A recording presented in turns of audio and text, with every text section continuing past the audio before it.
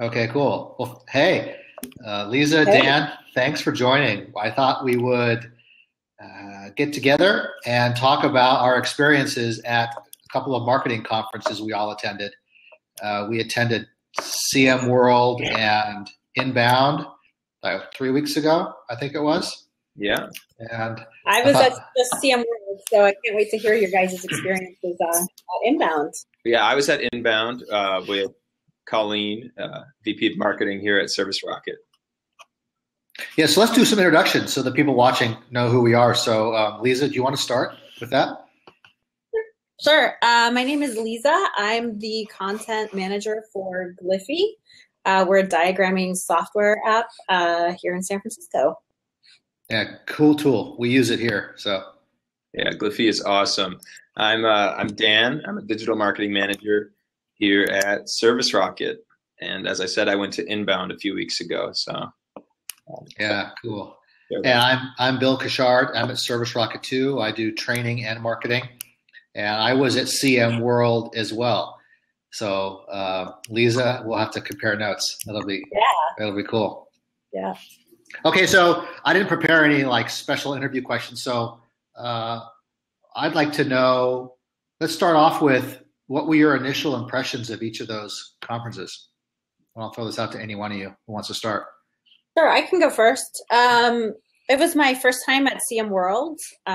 We went to MozCon shortly before then in Seattle, so I had that to compare it to. CM World was, of course, a lot bigger, and I really enjoyed it because it was the first conference that I'd been to that was geared specifically towards exactly what I do at work. Yes. So it was great that every single topic covered was relevant to me, and I could really relate to most of the things that people talked about. I just felt really, really excited to be there. I mean, it was huge and a bit overwhelming, but I got tons out of it. Well, you don't know what huge is. Wait till you hear Dan. I was absolutely stunned by the size of Inbound when Colleen and I came into the Boston Convention Expo Center. Well, I mean, you're driving over the Charles Canal, and you see the giant screen that they've set up.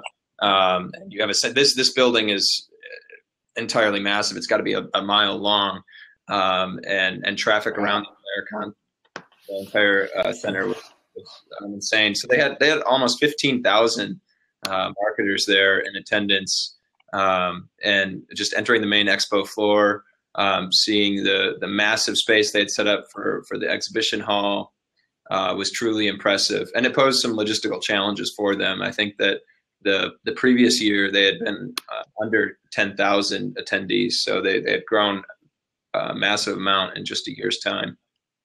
How many people went to each conference? Do you guys know the numbers? I think there were 4,000 at Content Marketing World, between 3,500 and 4,000. I can't remember. Yeah, I remember that. And I saw numbers between 15 and 15,000 for Inbound. Yeah. I mean, a conference is big when you see signs at the airport. Yeah. Yep. Yeah. CM World was pretty big in Cleveland. There were signs all over town, especially downtown. Nice. And I didn't expect. Well, I don't know what I expected, but I enjoyed the conference being in Cleveland for some reason. I liked the downtown area, though most of the time I was in the conference hall. It was, it's right on Lake Erie, and I went for 2 runs, before one day and after the sessions the next day. And the downtown was pretty nice and clean, and running along the lake is pretty cool. And downtown's pretty clean. I liked it. Nice. Yeah, there were a lot of joggers in Cleveland. I noticed that people were really into jogging and their health. So that was great to see. Of course, as Californians, it was probably for them the one sunny day that wasn't either humid or snowing, so everyone's out, like Chicago. Right. Yeah. Boston, also a great city to visit. I'm sure live in as well. It was actually really hot when we were there, and it gets very humid in Boston. But people were definitely, walking to bars and whatnot right after. The conference isn't far from downtown, and HubSpot did a good job of integrating events into the city itself. After each night of the conference, there were, they called them, I think, like seaside parties, but they would find bars in the neighborhood, which is on the right on the like harbor, and organize networking events. Cool. What were some of your favorite speakers and events? That's a great question. At CM World, I think I told you this before, Lisa, but my favorite session was called Insane Honesty, and I can't remember the guy's name. Velocity Partners is the agency he works for, and the whole pitch was that brands and companies should actively find the worst things about themselves and share that with their audience. And meaning, hang out your dirty laundry and admit your mistakes and let your fling flang fly, whatever that expression is. And I thought, obviously it's a risky thing and most brands would probably freak out. In fact, the speaker said, if you have a strong legal department, you're not going to like to work with us. But the thing that he said that was most important to me was that when you do that, two things happen when you're insanely honest about your bad stuff. Number one, people will believe you when you say the good stuff. And secondly, you're going to screen out people who wouldn't buy from you probably anyway. You're not going to waste your time convincing someone who's on the fence. You can get right to the person that already gets you. Oh, he so gets me. I mean, if you can get to that point, then it's easier. You have a better pipeline. You probably have a better success rate landing clients. I thought it was awesome. Total eye-opener for me. Yeah, I have some notes from that day. The guy's name was Doug Kessler. Yes. And, one of the things the two things that you just said, Bill, were the ones that stuck for me as well. But I also love the fact that it's one of the few strategies, if you call it, that isn't being overly used because people are scared to do it. So if you do it, you will definitely get noticed. Yeah. And also, I think, look at some of the things happening in politics, but I think we're in an age where honesty is really appreciated and people are hungry for it, especially from institutions that are normally known for not always telling you the truth. Right. So I think it's just a super powerful tool if it's appropriate for what you're doing. Yeah, there's one phrase, and then I'll shut up. There's one phrase in my notes. It says, actively seek out weaknesses and share them openly. That was my favorite line. Yeah. Well, I think there's a connection there between, the honesty movement, if you want to call it that, and social proof. And I think people respond to that extreme honesty, and it has the potential to become more viral. Yeah. Hey, what about you, Dan, at Inbound? As far as session, favorite session? Yeah. Well, one of my favorites was on the future of search. And that was led by a gentleman called Will Critchlow. And it was really eye-opening. He painted the picture, 5-10 years down the road. What is it going to look like in terms of us finding any piece of content on the web? But he took, a broad kind of esoteric look at it. And it was really eye-opening. And also to see how just Google has used implicit queries to really define. Google knows better what we want than we do ourselves, and that's kind of the message of his talk. So that was really valuable, and I encourage anybody to check out the notes from that session. Also, the keynotes that Inbound had. Knocked it out of the park, every single one. Brene Brown started off the conference. Daniel Pink closed the conference. Brene Brown, of course, renowned for her thought leadership on vulnerabilities. So that was really entertaining, but also inspiring. And Daniel Pink gave some really actionable lessons on sales, and that was refreshing as well, because so much of the inbound movement, is was kind of, juxtaposed to traditional sales models. And he found a way to really bridge inbound philosophy with modern sales. Oh, yeah. Yeah, he has good books. Yeah. One of my favorite keynotes at Content Marketing World was Christina Halvorson.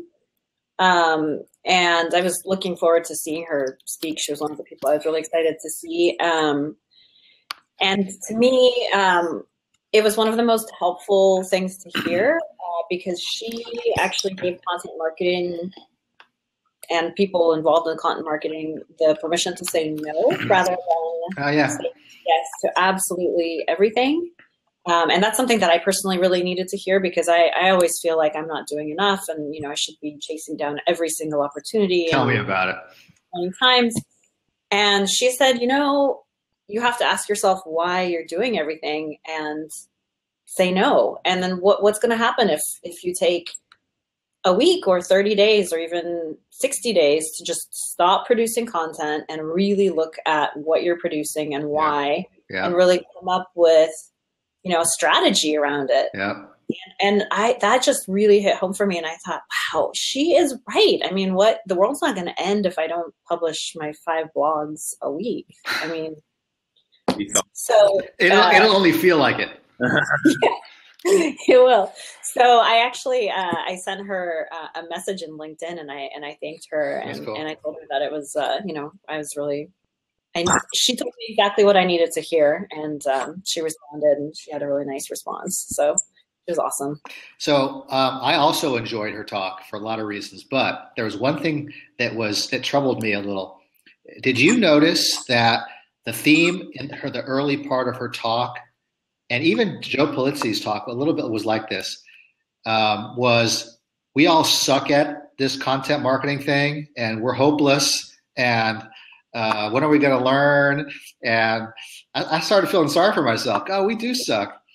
And that wasn't their message, but there was this theme of, and what they're trying to do is set up that, okay, but we could be better and this is how, but it just felt like this, we all suck at this. Like this, do you remember the Joe Polizzi's talk even before that? He talked about that, the curve and the disillusionment in that curve. I took notes on this. But but this industry, we're in this age of disillusionment, like we don't know what we're doing. And I thought that was, seriously, I came to here, this conference for this? Yeah, I mean, but I think they did have valid points in that everybody's kind of trying to jump on this bandwagon and like we're rushing to just take every opportunity and do whatever we can. And we're jumping in head first and we're not always permission to just step back and say, like, is this really worth my time? Is this going to do anything?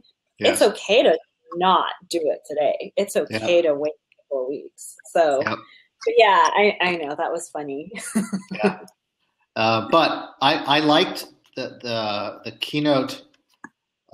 We had John Cleese at our the second day or this first night keynote. First night, yeah. The first night, and he was very good. I mean, of course, he's funny because he's a comedian and a writer and all that, and a performer. But he had some really good advice on creativity. And did you notice that message he gave us? Get your panic out of the way now, right? So what he was saying was, if you get a new project and you're scared, most people procrastinate, and then the night before they panic. And he says, well, that's bad because now you don't have time to take action to address your panic. He says, panic on the first day you get it. At least you then have time to do something about the panic and get it out of the way. I love that. Yeah, but he also, in a way, gave people permission to kind of slow down. He had the whole tortoise mind, hare brain, or the other way around. Yes. It was, he said the people that are most creative are the ones that try lots of different things first and kind of really give themselves more opportunity up front rather than just picking something and diving in and going with it. Yep. So that was good to hear. Yeah, that was good. What about expectations at these conferences? Was there any one thing that you didn't like at these conferences? Yeah, for me, that would come down to the availability of sessions. A lot of them were overcrowded and actually closed off. So HubSpot, tried to respond by opening up new sessions. They called them encores, repeating talks, but 15,000 marketers in one event space, and some of these rooms could hold 80 people. So there were extremely long lines. So definitely availability. The content itself was great. It was just Yeah. I mean, it was hard at Content Marketing World. I love that they had all these sessions, but it was really hard to run from one to the next. I felt like I was in college, running from one class to the next, and it's at the completely different parts of the building, and I don't remember where it is. I'm trying to find my way there. One of my favorite things was the first day where we did the sessions in groups, where we actually, the 4-hour sessions. Oh, you went to that? You went to the Tuesday sessions? Yeah, I did. And I thought that was really, really helpful because not only do you get really individual attention from the speaker, but you are sitting at a table with, 12 other people that are in the same boat as you are, and you're getting to talk about your business and your specific problems, and you're getting advice from the speaker and 12 individuals in the same shoes as you. And I would have loved to have more of those. They didn't have to be, 4 hours long, but a couple more of those like really tailored individual sessions would have been great. So those are more workshops, it seems, than just presentations. Yeah. That's a lot. They were centered around a very particular topic, and there was a lot. There was a presentation aspect of it as well, but then you got to break out and work on problems. Yeah, very good. I didn't have any really. I mean, I whine and complain, but I didn't have any low points in CM World. I mean, I couldn't get into one session because it was booked. The end of the second day when I really wanted to see it, couldn't get in, but that was minor. I didn't have any major issues. It's weird. The funniest thing and the coolest thing that CM World did was that they had tables at every session. And I mean, like classroom style. So you could sit there with your laptop on a desk and you could take notes, and it was just brilliant. You could be comfortable and have your coffee next to your laptop and type. It's crowded. Awesome. Chairs stuffed into an elbow room. Elbow room. Awesome. What a touch. That was brilliant. Yeah. Okay. What about non-session cool favorite things at these conferences? Inbound did a great job with entertainment. In the evenings, they had Aziz Ansari, the comedian, and Amy Schumer. They also did one nice touch. They sponsored the Malala Fund throughout the event. And so at the very first keynote, they introduced, I believe, the chair of the Malala Foundation, and she came out and spoke. They gave a trailer to the movie about Malala and then they actually previewed the movie or showed it live one evening. And that's before it had even come out to the general public. So that was a neat thing that they did. And then in general, they also had a lot of networking events. I guess you expect that at any event these days, but providing free booze and they did well. Marketers know how to party, so. We had Rock and Roll Hall of Fame. I mean, that was pretty awesome. I missed it. I didn't see that. Oh, you really missed out. That was amazing. I mean, I actually spent probably more time wandering around than making connections like I probably should have, but I just couldn't not go and look at everything that was there. There's some amazing things like, outfits from Sgt. Pepper's. Oh, yeah. The band and the Beatles band setup, and all the way to Beyonce's leather corset and like James Brown outfits, ZZ Top, Guns N' Roses leather jacket. I was just like, I was in heaven. I loved it. Yeah, I was still flying in. I was totally missed the whole thing. That's the only, and you know what? I arranged my flight to arrive so I could make that. And then 2 weeks before my trip, my flights all got changed. I was leaving like 3 hours later at West Coast to East Coast time, and I was toast. Never going to happen. Yeah, that was awesome. Yeah. You weren't there. I'm depressed now. Thanks a lot. You asked about specific sessions, and there was one more that came to mind. Yeah. Actually, I had to pull up my notes on it to get a few of these quotes that really stuck with me. But it was about and the title of the talk was something like analytics and your brand, and I don't remember who gave the talk, but it was really impactful, and to me it really helped summarize kind of a lot of what the entire conference, all of the sessions were pushing toward, along with the inbound movement, and that is it's our job as marketers to focus on the customer and their journey. And, we so often forget about that. And so successful companies will actually learn from their customers and tell those stories from the customer perspective. And, the session quoted Steve Jobs back in the 90s, said, "Marketing is about values." And I think that we're finally getting back to that, and values in more ways than one. Not only the company values as a whole, but what value do we provide our customers? It's not about us. Bill, you say it all the time. Enough about features. What outcome are we creating? What difference are we making in the life of our prospects and customers? Yeah. So, in the general, the whole event reiterated that. This talk was nailed it. Yeah, that's cool. I have just two more questions that I'd like to discuss. Now we can do whatever you guys want, but was there a real tangible action you just knew you were going to start doing after the conference? Like, I'm going to start doing that as soon as I get back. Was there anything like that for you guys? I just start saying no to stuff. I came back and I told my team, I said, hey guys, this is one of the really valuable takeaways.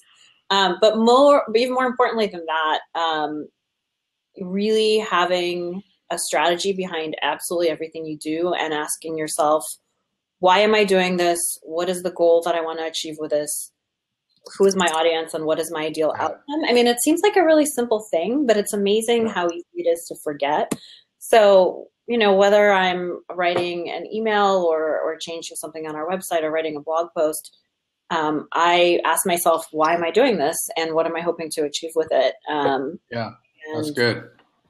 It makes a really big difference. It's a small thing, but it makes a big difference. Yeah, that's awesome. What about you, Dan? A couple things specific to HubSpot. For anybody who uses the HubSpot tool, they unveiled a lot of features of the platform, which is really exciting. And two of the major announcements, two add-ons that they've released for the product, a reporting add-on and an ads add-on. Both look really impressive and will be very useful, I think, to any enterprise that uses HubSpot. Enterprise. So I was very excited to dive into those after the conference. And then I think in general, one of the things that I was really inspired to do was to use analytics to drive better content. So looking at what's what's worked, what's actually provided value to customers, and then drive more content. So there's a bridge to CM World. Yeah, there is. That's very cool. For me, I literally have a list in Evernote, actions from CM World. There's a whole bunch of things. And I've already checked off one, and that was start a blab. Literally, this is the second one. And there are two.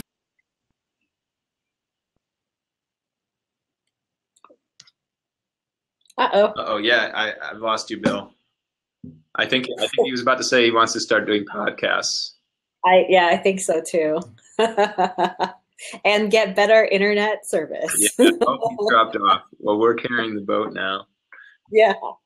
I think I know where he got that idea from. I was at the talk where they introduced Blab, and I also never heard about it until then.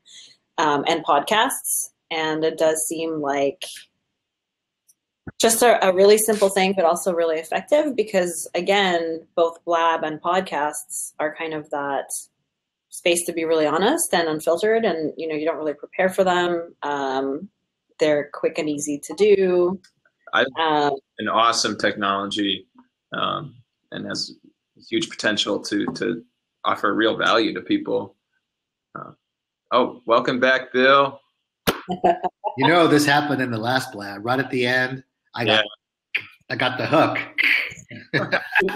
You might want to listen to your... Oh well. I guess. Well, we're just talking about how I assume you got the inspiration for podcasts and Blab from the panel discussion which Joe Paluzzi was on, where he was speaking to how small businesses can take advantage of some of the things happening in content marketing, or was it a different? It was at one of the booths. One of the booths that was a podcasting booth. I forget the name of the vendor, and that guy convinced me that podcasting is easier than doing webinars. And I'm thinking, I do webinars, and podcasts seem impossible to me. And so I just think there's a different way to engage people about a topic. And I think having conversations like this around an issue that our customers care about could be quite valuable.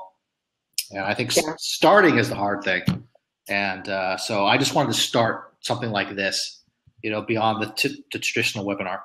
So yeah, that's why I wanted to join and chat with you guys today, because I was just really curious to see how it works, and it's great. I think it's a great platform. Yeah. Okay, my last question was: would you guys go back to Inbound and CM World?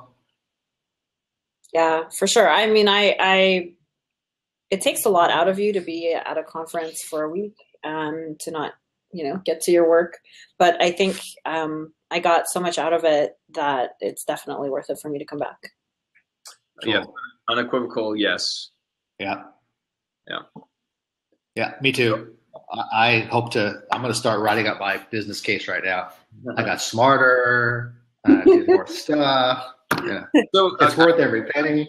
Yeah, I have a question for both of you. What, of all the time you spent at CM World, would you say that most of it was spent learning, being trained on how to build better content, or was it networking, or was it something else? What was what was kind of the breakdown of time that you spent, and the value that you got from it? I spent the majority of my time. I mean, I was there mostly to learn. I spent some time networking, but I'm one of those people that gets really filled up with information, and I just need to go somewhere and digest it. So I needed a little bit of space in between all the talks to just go and look at my notes and, grab a bite. So I did some networking, but the majority of it was just, getting into sessions and digesting the information and figuring out what I'm going to do with it when I come back.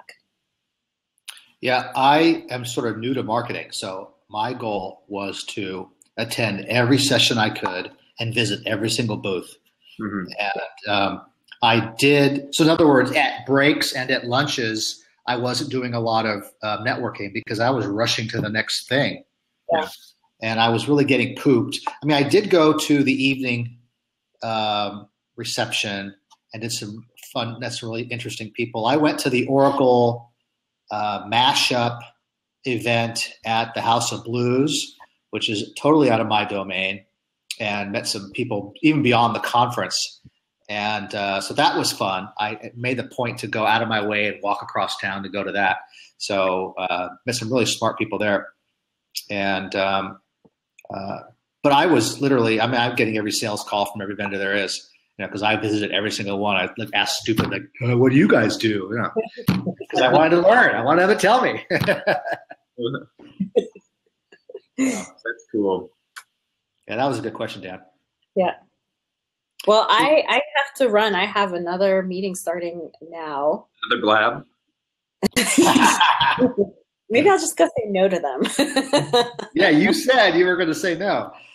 Yeah, it's a good time to wrap it up then. Thank you guys for joining. This was Thank pretty you fun. guys. Yeah, this was super fun. Let's do it again. Yeah, let's Happy do it again. birthday. Yeah, for All right. sure. See you guys next year at the conferences. Yeah, we'll be there. All right. See ya. Bye.